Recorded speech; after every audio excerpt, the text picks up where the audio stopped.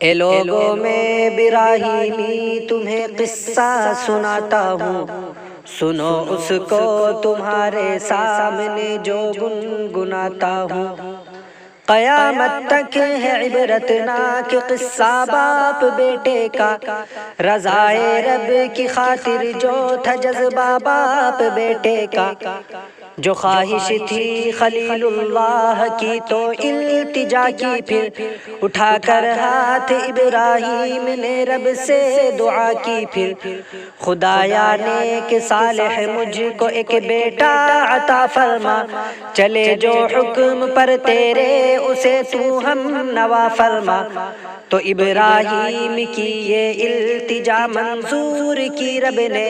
ملا بیٹا انہیں صالح دعا منظور کی رب نے۔ خوشی کتنی تھی ابراہیم کو مت پوچھئے لوگو، ملے ان کو جو اسماعیل تو جو سوچئے لوگو، کہ اسماعیل ابراہیم کی چاہت کے مرکز تھے،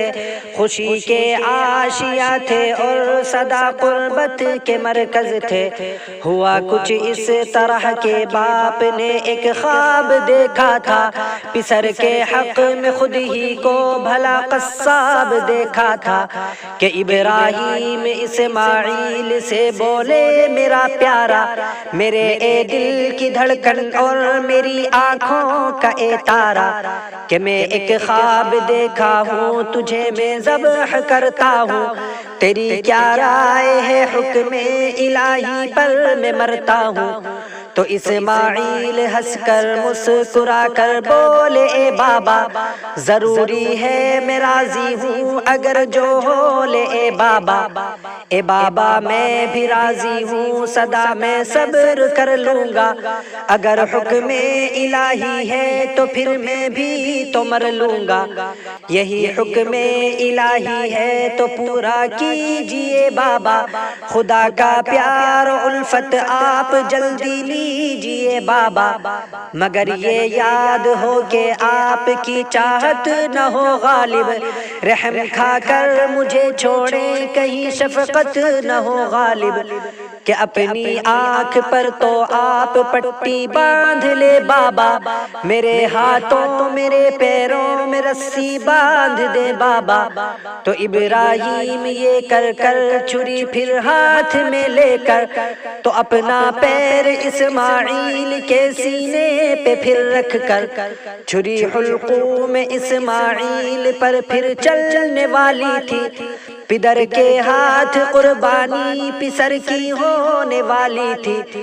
جبل ششدر تھا اور یہ پھر زمین و آسماں حیران، کہ یہ چھوٹا سا بچہ پر خدا کی راہ میں قربان، ادھر اللہ کا دریائے رحمت جوش میں آیا، کہ اسماعیل کا ایک بال بھی کٹنے نہیں پایا، تو پھر روح الامی آئے پدر سے اور فرمائے، اے ابراہیم رب کے امر کا تم تو بجا لائے،